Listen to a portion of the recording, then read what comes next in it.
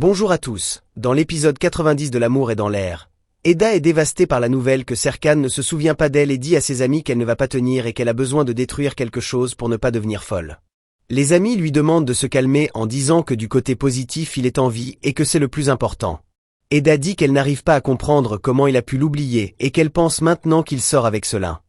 L'ami de Serkan, Engin, est également sous le choc face à la situation et lui demande s'il n'a vraiment aucun vestige de souvenir sur Eda. Serkan dit qu'il a quelques brefs souvenirs qui surgissent de temps en temps mais qu'il ne sait pas s'ils ont un rapport avec Eda. Engin lui raconte la version que Selin a donnée à Serkan, disant qu'elle a dit que c'est elle qui a mis fin à la relation avec lui, qu'elle s'est ensuite fiancée avec un autre homme propriétaire d'hôtel et qu'Eda est apparu au milieu de tout ça. Serkan dit que toute cette histoire semble ridicule et ne lui ressemble pas, mais que quand il a ouvert les yeux la première personne qui lui est venue à l'esprit était Selin. Engin dit que Serkan est devenu une personne très différente pendant cette année et lui demande d'au moins comprendre la situation. Serkan dit que pour lui et Selin sont ensemble et que c'est ce qu'il ressent en ce moment. Eda dit à ses amis qu'elle va faire tout ce qu'il faudra pour que Serkan récupère sa mémoire et qu'elle a besoin d'un plan, disant qu'elle veut seulement qu'il se souvienne d'elle. Les amis la soutiennent en disant qu'elles vont se distraire et qu'elle a besoin de se calmer d'abord. De l'autre côté, Serkan reçoit la visite de sa mère et les deux s'embrassent avec joie.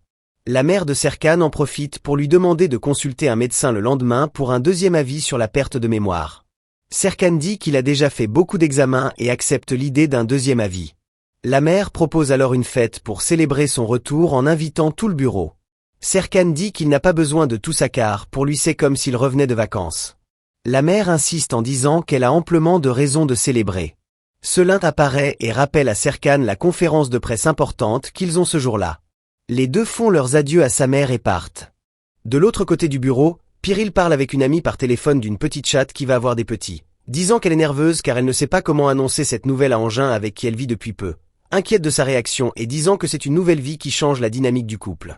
Engin arrive et entend la conversation, il pense qu'elle est enceinte. Toujours au bureau, les amis d'Eda commentent que la mère de Serkan peut l'aider car les hommes écoutent toujours leur mère. Mais Eda répond que le Serkan d'aujourd'hui est bien pire qu'avant, ressemblant à un robot.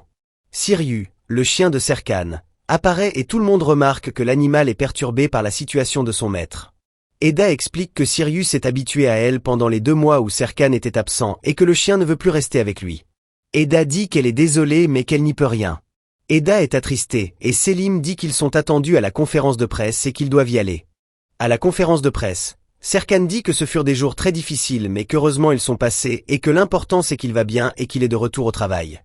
Eda en profite pour dire qu'il devrait dire quelque chose à son sujet car tout le monde sait qu'ils allaient se marier. Un journaliste demande des informations sur la vie personnelle de Serkan et si les préparatifs du mariage ont recommencé. Eda répond avec enthousiasme en disant qu'ils ne veulent plus rien reporter car ils ont déjà perdu beaucoup de temps, en appelant Serkan mon amour. Le journaliste demande ce que Serkan a ressenti quand il a retrouvé Eda et Serkan répond que c'était un mélange de sentiments. Le journaliste dit qu'on peut voir l'amour dans les yeux de Serkan et Eda confirme en disant qu'ils n'ont jamais perdu espoir et qu'ils ne vont pas se lâcher les mains de sitôt. Après la conférence, Serkan remercie tout le monde en disant qu'il a beaucoup de travail. Selim observe de loin pendant que Serkan apparaît aux côtés d'Eda pour la presse. Après la conférence, Engin retrouve Piril et il remarque immédiatement qu'elle veut lui dire quelque chose à la façon dont elle est venue vers lui en le regardant. Piril confirme qu'elle a quelque chose à lui dire, mais que ce n'est pas encore le moment car elle veut que ce soit une surprise. Il essaie de découvrir, mais elle dit que ça ne sert à rien de poser des questions et que c'est une surprise. Dans un autre coin, la tante d'Eda et Alexandre parlent du retour de Serkan et il dit qu'un amour comme le leur ne s'oublie pas si facilement et que Serkan va se souvenir. Quand il lui demande pour eux deux, elle dit qu'elle allait très mal, c'est pourquoi ils ont caché leur situation. Et Alexandre dit que maintenant que Serkan est revenu, ils peuvent tout dire à tout le monde sur leur relation. Elle répond qu'elle ne pense pas que ce soit le moment car Eda est très perdue avec tout ce qui se passe. De retour au bureau, Serkan dit à Eda qu'il est revenu et qu'il va s'occuper de tout.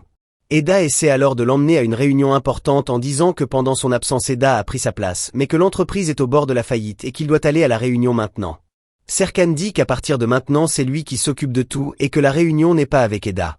Eda insiste et Serkan lui dit d'aller parler à Piril et d'apporter les fleurs avec elle.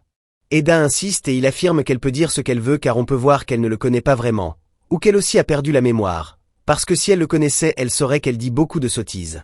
Eda insiste en lui demandant d'y aller mais Serkan répète fermement qu'il n'ira pas et qu'il n'ira vraiment pas. La mère de Serkan parle avec Alexandre et la tante d'Eda en disant qu'au fond d'elle-même elle a toujours été certaine que Serkan était en vie, que c'est le cœur d'une mère. La tante dit qu'elle comprend très bien ce que c'est mais que Serkan ne se souvient pas d'Eda, disant que sa mémoire va revenir et Alexandre dit qu'il faut de la patience, citant le proverbe italien qui dit que Rome ne s'est pas construite en un seul jour. La mère acquiesce en disant qu'ils doivent laisser du temps au temps.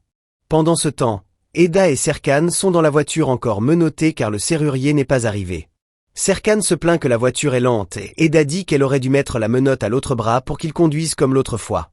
Serkan lui demande ce qu'elle entend par l'autre fois et Eda répond que cette bêtise s'est déjà produite à une autre occasion, mais que bien sûr pour lui ça ne signifie rien puisqu'il ne se souvient pas. Serkan reçoit un coup de téléphone et dit qu'ils doivent retourner au bureau car il y a eu un malentendu. Serkan commente avec ironie qu'Eda a passé 2 mois à gérer l'entreprise à coups de malentendus et la félicite.